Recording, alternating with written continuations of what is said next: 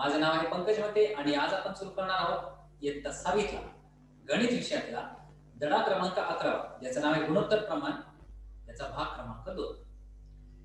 या भागामध्ये आपण सोडवणार आहोत सराव संच. तर चला सुरू करूया आपल्या सराव संचाला. पण लक्षात घ्या, सराव संचामध्ये काय आहे, कुठले कुठले प्रश्न आहेत. प्रश्न आहेत प्रमाण आणि गुणोत्तरावरती. तर प्रमाण कसे लिहितात किंवा गुणोत्तर कसे लिहितात हे आपल्याला माहिती पाहिजे. जर माहिती असेल तरच आपण हा सराव संच सोडवू शकतो. तर चला सुरू करूया या सराव संचाला. सराव संच 28. काय प्रश्न आहे पहा.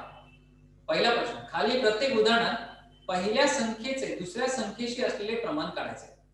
म्हणजे ह्या पहिल्या संख्येचे दुसऱ्या संख्येशी किती प्रमाण आहे ते आपल्याला काढायचे. लक्षात ठेवा, प्रमाण काढताना आपल्याला सममूल्य अपूर्णांकाची मदत घ्यावी लागणार. तर कसे करायचे ते करू. पहिला प्रश्न आहे 24 आणि 56. पहिली संख्या आपण नेहमी अंशात लिहितो, दुसरी संख्या आपण नेहमी छेदात लिहितो.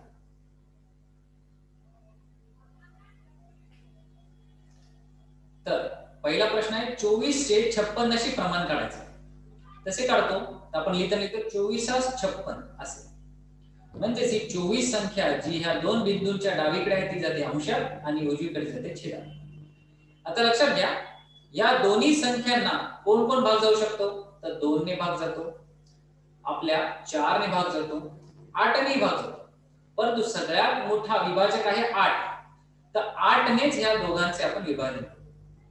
तर आपण लिहिताना 8 त्रिक 24 म्हणजे 8 गुणिले 3 लिहिले आणि 8 7 56 म्हणजे 8 गुणिले 7 लिहिले.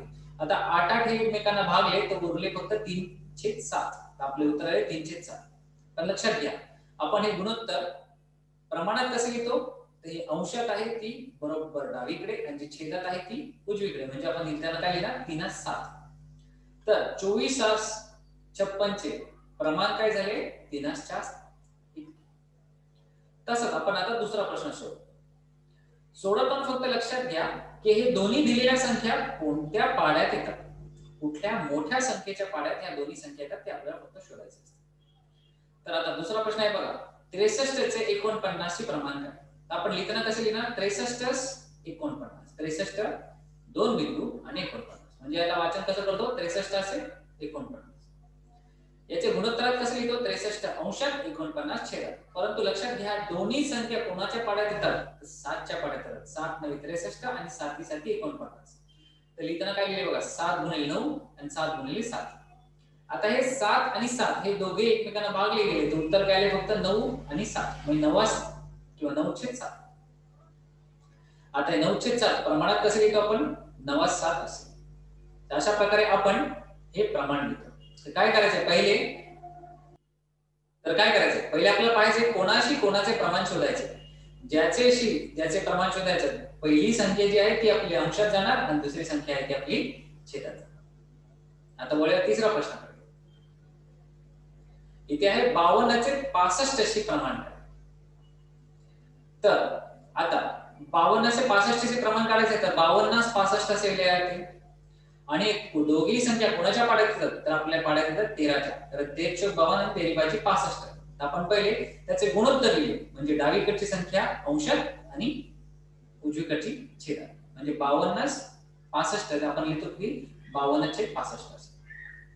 आता याचे फोड केली, जर विभाजन केली तर आपण कसं लिहिणार 13 गुणिले 4 हे अंशात आले, 13 गुणिले 5 हे छेदात आले. तर 13 आणि 13चा भाग गेला तर उरले काय 4/5. तर आपल्याला 4/5 आपण प्रमाणात कसं लिहितो 4/5. तर आपले 52 65 चे आपलं उत्तर काय मिळाले प्रमाण 4/5. प्रश्न चौथा पहा, 84 चे 60शी प्रमाण किती. तर 84 60 असे आपण प्रमाण घेतले. आता आपण गुणोत्तरात कसे लिहितो, तर 84/60 असे. तर लक्षात घ्या, दोन्हीही संख्या 12च्या पाड्यात येतात. 12 पंचे 60 आणि 12 साठी 84. तर पहा आपण याची फोड कशी केली, 12 गुणिले 7 अंशात लिहिले आणि 60 छेदात आहे, तर 12 गुणिले 5 हे छेदात लिहिले. आता 12 आणि 12 एकमेकांना भागले गेले म्हणजे उरले काय 7 आणि 5. तर आपण कसे लिहिले 7/5. तर 7/5 हे गुणोत्तरात आहे, तर प्रमाणात कसे लिहू शकतो, जसे आपण प्रमाणाचे गुणोत्तरात लिहू शकतो तसेच गुणोत्तराचे प्रमाणात लिहू शकतो. ते आपण कसे लिहिले 7/5 असे. तर 84 आणि 60 प्रमाण आपल्याला काय भेटले 7/5. पाचवा प्रश्न, 35 से 65 अशी प्रमाण किती? आता पहा, दोघांच्या अंकांच्या शेवटी 5 आहे म्हणजे 5 ने भाग हा जातोच. तर पहिले 35 से 65 अशी प्रमाण म्हणजे काय? याचे 35 65. 35 से 65 चे प्रमाण काढायचे म्हणजे आपण काय लिहिणार? 35 65. म्हणजेच काय? 35 गेले अंशात आणि 65 गेले छेदात. आता दोघांना जर 5 ने जर भागले किंवा दोघांचे 5 ने जर विभाजन केले तर आपल्याला काय भेटते? 5 गुणिले 7 हे आले 35 चे उत्तर आणि 5 गुणिले 13 हे आले 65 चे उत्तर. आपण 5 एकमेकांना भागले गेले तर उरले काय? फक्त 7 आणि 13 म्हणजे 713. 713 आपण काय लिहितो? 713. आता सहावा प्रश्न काय? 121 से 99 शी प्रमाण काय? लक्षात घ्या, 121 हा 11चा वर्ग आहे म्हणजे 11 गुणिले 11 केले तरच 121 येतात आणि 11 9 99 येतात. म्हणजेच काय? ह्या दोन्ही संख्यांना 11 ने भाग जातो म्हणजे 11 ने याचे विभाजन करू शकतो.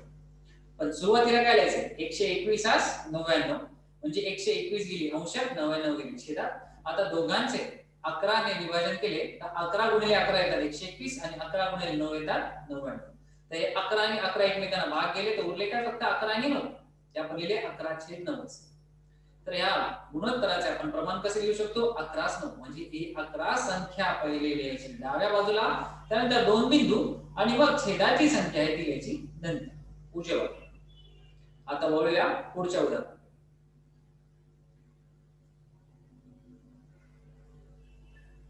पहा काय लिहिलं? प्रश्न आहे, पहिल्या राशीचे दुसऱ्या राशीशी असलेले गुणोत्तर काढा. म्हणजे ही पहिली राशी आहे, या पहिल्या राशीची दुसऱ्या राशी म्हणजे 40 मणी, 25 मणीचे 40 मणी बरोबर काय गुणोत्तर आहे ते लिहायचं. तर चला सुरू करूया. या सगळ्यांचे आपण गुणोत्तर काढू. गुणोत्तर काढताना लक्षात ठेवा, नेहमी लक्षात ठेवा, ज्या राशी दिल्या आहेत त्या राशींचे एकक हे समानच असले पाहिजे. जर समान नसते तर समान पहिले करून घ्या आणि त्यानंतरच गुणोत्तर करा. आता इथे पहा, 25 मणी आणि 40 मणी, ह्या दोन्ही राशी दिल्या आहेत, त्यांचे आपल्याला संख्या दिल्या 25 आणि 40. तर 25 से 40 बरोबर गुणोत्तर काढायचं म्हणजे काय? 25 40 लिहावे लागणार. 25 40 लिहायचे हे प्रमाण आपण गुणोत्तरात कसे लिहितो? 25 से 40. आता या दोन्ही संख्या 5 ने भाग जातात किंवा 5च्या भागाकारात किंवा 5च्या पाड्यात येतात. तर आपण काय लिहिले? 5 गुणिले 5 25 लिहिले आणि 40 कसे लिहिले? 5 गुणिले 8, कारण 5 8 40. तर हे 5 एकमेकांना छेदून गेले म्हणजे भागाकार पूर्ण झाला तर उरले काय? 5 आणि 8. म्हणजे 5/8 ला आपण काय लिहितो? 5/8 असं. तर याचे आपल्याला प्रमाण काय भेटले? 25 मणी से 40 मणी बरोबर आपल्याला प्रमाण भेटले 5/8. तसेच आता दुसरं उदाहरण काय दिले पहा, 40 रुपये आणि 120 रुपये. तर 40 120 आपण लिहिणार, तर आपण लिहिले 40 120. तर 40 गेले अंशात, 120 गेले छेदात. आता 40 आणि 120 या दोन्ही संख्यांना 40 ने भाग जातो, कारण हे 4 आणि 12 हे दोन्ही संख्या 4च्या पाड्यात येतात. म्हणजे 40 गुणिले 1 लिहिले आणि 40 गुणिले 3 लिहिले. तर पहा, 40 गुणिले 1 येतात 40 आणि 40 गुणिले 3 येतात 120 आणि 40 40 एकमेकांना भागून गेले तर उरले किती? 1/3. आपण त्याचं उत्तर काय लिहितो? 1/3. तर आपले उत्तर बरे प्रमाण झाले 1/3. आता वळूया तिसरा प्रश्न. या प्रश्नात बघा, 15 मिनिटे आणि 1 तास. पहा इथे वेळ दिली आहे पण वेळेचे प्रमाण दोन्हीकडे वेगवेगळे आहे. इथे दिलेत मिनिटांमध्ये, इथे दिलेत तासांमध्ये. तर आपल्याला हा 1 तासचे रूपांतर मिनिटांमध्ये करू. आपल्याला माहिती आहे 1 मिनिट, तर आपल्याला माहिती आहे 1 तास म्हणजे किती मिनिटात होतात? 60 मिनिटे. तर या एका तासात जरी आपण लिहिणार 60 म्हणजे 15 मिनिटांचे आपल्याला 60 मिनिटांबरोबर बरोबरी करायची किंवा प्रमाण काढायचं. आपण कसे लिहिणार? मग प्रथम तासांचे मिनिटात रूपांतर केले म्हणजे काय? 1 तास बरोबर 60 मिनिटे आली. म्हणजे 15 मिनिटांचे 60 मिनिटांशी असलेले गुणोत्तर म्हणजे कसं लिहितो? 15/60. 15/60 म्हणजे 15/60 आणि 15/60 15च्या पाड्यामध्येच 60 ही संख्या येते. म्हणजेच काय? 15 ची फोड केली 15 गुणिले 1 आणि 60 ची फोड केली 15 गुणिले 4. जिथे 15 एकमेकांना भागले तर उरले काय? 1 आणि 4 म्हणजे 1/4. 1/4 ला आपण कसे लिहितो? 1/4 असं. तर आपले उत्तर काय आहे? 15 मिनिटे आणि 1 तासाचे आपले उत्तर आले 1/4. आता पुढचा प्रश्न, चौथा प्रश्न आहे 30 लिटर आणि 24 लिटर. आता बघा, दोन्ही संख्यांचे माप लिटर मध्ये दिले म्हणजे एकक समान आहे. आता एकक समान आहे म्हणजे आपण काय केलं? आता फक्त संख्यांचे प्रमाण शोधायचे. म्हणजेच काय? 30 24. आता 30 आणि 24 या दोन्ही आपल्या 6च्या पाड्यात येतात. आपण एक काम करू, 30-24 म्हणजे आपण लिहितात त्याच्यावर 30/24 आणि 30 चे आपल्याला 6 ने जर विभाजन करायचं असेल तर विभाजक येतात 6x5 आणि 24 हे करायचं तर 6x4. आता 6 आणि 6 एकमेकांना भागले तर उत्तर आले 5 आणि 4 म्हणजेच काय 5/4 आणि 5/4 ला आपण लिहितो काय 5/4. तर 23 लिटरचे 24 लिटरचे असे गुणोत्तर किती आले 5/4. पाचवा प्रश्न 99 किलोग्राम आणि 44,000 ग्राम. आता पहा इथे काय आहे, इथे दोन्ही संख्यांचे दोन्ही राशींचे एकक समान नाहीत. इथे राशी दिली आहे किलोग्राम मध्ये आणि इथे राशी दिली आहे ग्रॅम मध्ये. तर किलोग्रामचे ग्रॅम मध्ये करताना आपल्याला गुणोत्तर काढता येत नाही कारण दोघांचे एकक समान असले पाहिजे. तर काय करायचंय पहा याचे ह्या किलोग्रामचे आपण रूपांतर ग्रॅम मध्ये करू शकतो किंवा ह्या ग्रामचे रूपांतर किलोग्राम मध्ये करू शकतो. कारण इथे संख्या दिली 44,000 ग्रॅम. तर 44,000 ग्रॅमचे आपण किलोग्राम मध्ये कन्वर्जन किंवा बदल करू शकतो, रूपांतर करू शकतो. तर कसे करायचे ते पाहू. तर प्रथम ग्रॅमचे किलोग्राम मध्ये रूपांतर करू. तर आपल्याला माहिती 1 किलोग्राम म्हणजे 1000 ग्रॅम. तर 44,000 ग्रॅम तर किती किलोग्राम होतील तर आपल्याला 1000 ने त्याला भागले तर हे 3 शून्य आणि हे 3 शून्य गेले तर उरले किती 44 म्हणजे उत्तर काय आले 44 किलोग्राम इतके. म्हणजे आपल्याला काय करायचंय 99 किलोग्रामचे 44 किलोग्राम बरोबरचे गुणोत्तर काढायचे. त्यांचे असलेले गुणोत्तर कसे काढतात तर 99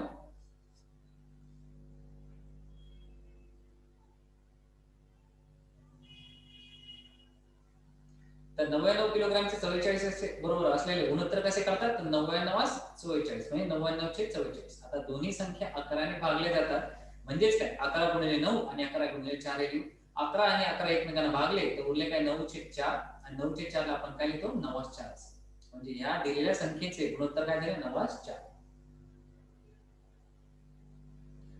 सहावा प्रश्न 1 लिटर आहे 250 मिलीलीटर. आता पहा इथेही या राशींमध्ये आपल्याला समान एकक नाहीये.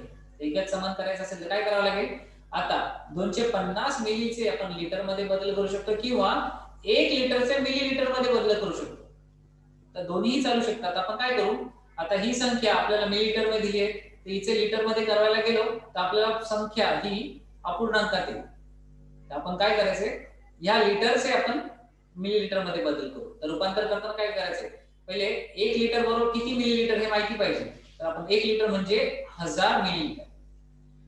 तर या 1 लिटर जागी आपण काय लिहिणार 1000 मिलीलीटर. म्हणजे आता तुलना करायची तर कसं करायचं 1000 मिलीलीटरचे 250 मिलीलीटरचे असलेले गुणोत्तर काढायचे. तर 1000 250 आपण लिहिले. आपण लिहितो कसे 1000 चे 250. आता आपल्याला माहिती 1000 हे 250 च्या पाड्यात येते म्हणजे 25 च्या पाड्यात 100 हे येतात कारण 1010 गेला तर 25 आणि हे वरती राहतात 100. तर 25 चोक 100 म्हणजेच काय आपण 250 ला 4 ने जर गुणले तर आपल्याला 1000 येते आणि 250 ला जर 1 ने गुणले तर आपल्याला 250 येते. म्हणजे 250 आणि 250 हे झाले भागले गेले तर उरले काय 401. तर 400 ला आपण कसं लिहितो 4/1. सातवा प्रश्न 60 पैसे आणि 1 रुपया. तर इथे पहा इथे दोन्ही राशींमध्ये आपल्याला संख्या दिली आहे पण याला एकक दिले एक पैशामध्ये एक दिलाय रुपयामध्ये. तर आपल्याला ह्या रुपयाचे पैशात रूपांतर करावं लागेल किंवा पैशाचे रुपयांमध्ये रूपांतर करावं लागेल. तर आपण काय करूया ह्या रुपयाचे पैशांमध्ये रूपांतर केले तर काय भेटेल प्रथम रुपयांचे पैशांमध्ये रूपांतर करू तर काय भेटते 1 रुपया म्हणजे किती झाले 100 पैसे. तर 1 गुणिले 100 बरोबर 100 पैसे याचे रूपांतर झाले. तर 60 पैशांचे 100 पैशांची असलेले गुणोत्तर कसे लिहिणार 60/100 म्हणजे 60/100. आता या दोन्ही संख्यांना 20 ने भाग जातो किंवा 20 से या विभाजक आहेत. आपण काय लिहिले 20 गुणिले 3 लिहिले तर 60 आणि 20 गुणिले 5 केले तर 100. म्हणजेच काय 20 आणि 20 एकमेकांना छेदले तर 3/5 3/5 उत्तर आले. आपण काय लिहितो 3/5 असे. आता प्रश्न क्रमांक 8 पहा इथे काय दिले 750 ग्रॅम आणि अर्धा किलोग्रॅम. आता पुन्हा इथे दोघांचे एकक समान नाही ते किलोग्रामचे ग्रॅम मध्ये जर बदल करायचे तर काय करावं लागते 1 किलोग्राम म्हणजे किती 1000 ग्रॅम. तर आपल्याला काय करायचे 1/2 गुणिले 1000 करा तर उत्तर किती येणार 1/2 किलोग्रामचे उत्तर येणार 500 ग्रॅम. कारण 1000 ला 2 ने गुणले तर उत्तर येते 500. तर 500 ग्रॅम आपले उत्तर. तर 750 ग्रॅमचे 500 ग्रॅमचे असलेले गुणोत्तर काढायचे तर काय लिहिणार 750 500. आता पहा हे दोन्ही 75 750 म्हणा किंवा 75 म्हणा आणि 500 म्हणा किंवा 50 म्हणा, हे दोन्ही 25च्या पाड्यात येतात. तर इथे 750 आहेत, आपण घेऊया 250. तर 750 छेदात 500 आपण काय लिहिणार 250 गुणिले 3, कारण 25 त्रिक 75, फक्त एक शून्य एक्स्ट्रा एक जोडायचा आणि 25 गुणिले 50 आणि हा एक्स्ट्रा एक शून्य इथे घेतला. तर 250 गुणिले 3 आणि 250 गुणिले 2 हे अंश छेदात लिहिले. आता 250 एकमेकांना छेदले गेले किंवा भागले गेले, तर उरले किती 3/2. आपलं उत्तर 3/2 आपण कसं लिहितो 3/2. आता याचा शेवटचा प्रश्न पाहू. नवा प्रश्न आहे 125 सेंटीमीटरचे 1 मीटर बरोबर आपल्याला गुणोत्तर काढायचं. तर पहा दोघांमध्ये राशींची एकके समान नाही, तिथे सेंटीमीटर आहे तिथे मीटर आहे, ह्या एका मीटरचे आपण सेंटीमीटर बरोबर रूपांतर करू. तर आपल्याला माहिती आहे 1 मीटर म्हणजे किती 100 सेंटीमीटर, म्हणजेच काय 125 सेंटीमीटरचे 100 सेंटीमीटरचे असलेले गुणोत्तर काढायचं. कसे लिहितो 125 100, 125 100 लिहिले. आता दोघांनाही 25 ने भाग जातोच, कारण 25 5 25 आणि 25 100. तर 25 25 एकमेकांना छेदले गेले भागले गेले, तर उत्तर काय आले 5/4 आणि 5/4 ला आपण कसे लिहितो 5/4. हे झाले आपले उत्तर. तर आज आपण काय शिकलो, आज आपण शिकलो कुठल्याही संख्यांमध्ये जर आपल्याला प्रमाण किंवा गुणोत्तर काढायचं असेल तर कसे काढतो. आतापर्यंत हा सराव संच आपण सोडवला जो आहे अर्धा. आता याचा पुढचा उरलेला अर्धा भाग आपण पुढच्या सराव संचात सोडू.